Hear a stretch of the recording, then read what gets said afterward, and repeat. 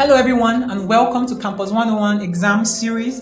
My name is Dr. Piro and today we're going to be looking at letter writing, and we're going to be looking particularly at formal letter writing. Now before I continue, let me tell you a story that changed my idea of this particular question. So there was this guy.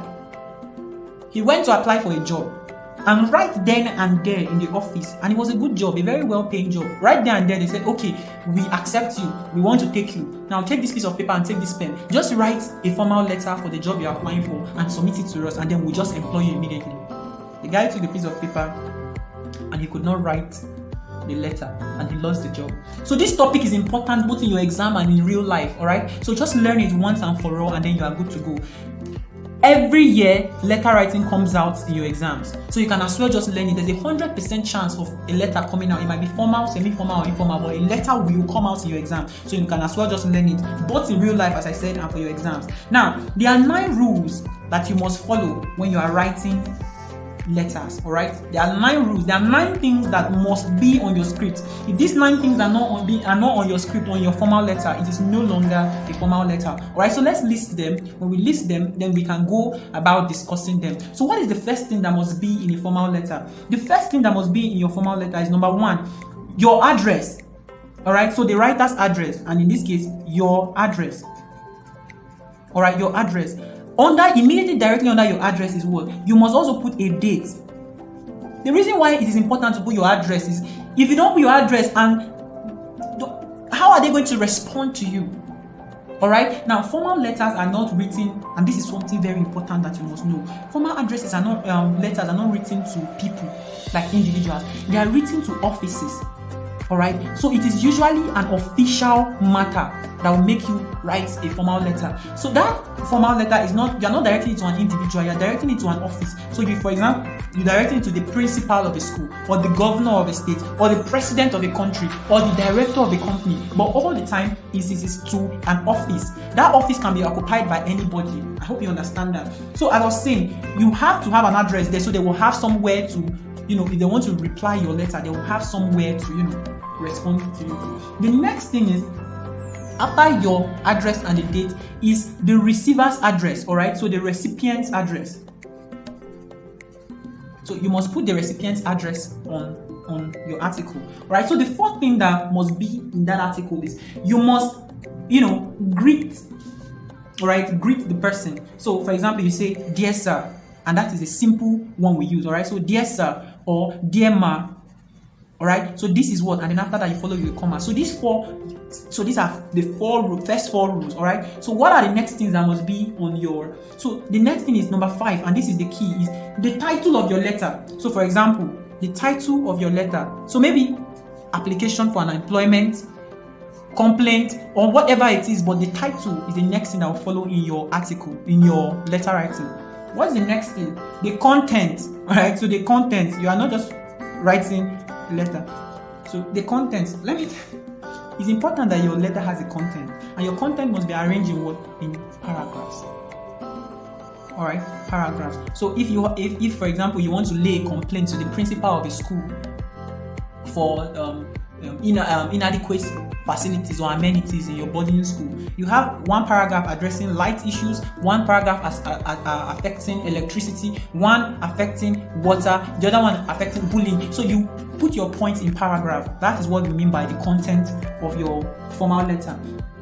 The next thing that must be in your letter, this is compulsory, is you must conclude. All right? And how do we conclude formal letters? We conclude formal letters by this line: yours, right? Yours faithfully.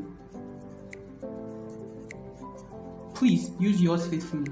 There are other things, but just use yours faithfully. It's simple to remember and it's good to use. All right. So when you sign it out with yours faithfully, the 8th thing that must be in your formal letter is your signature. All right. So that someone can write your address, can put your date, can write all this, but the person will not be able to copy your signature. So your signature is the security that the letter has. Without your signature, the letter is not valid. The 9th thing and the last thing your letter must have is when you sign the letter, then you put your name.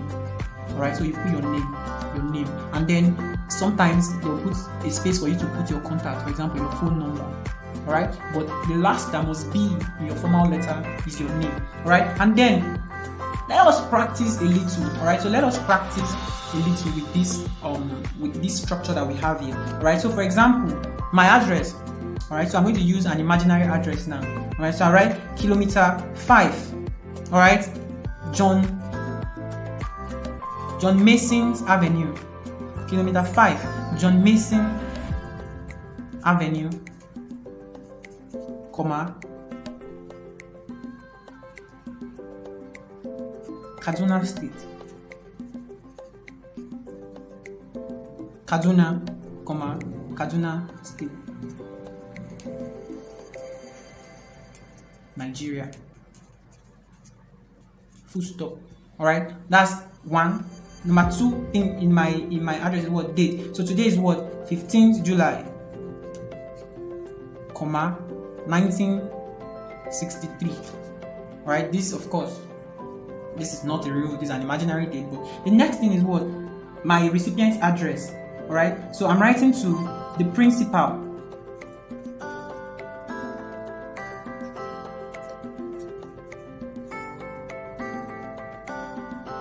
John Mason's College, Abuja. Full stop. Dear sir, application for the post of janitor.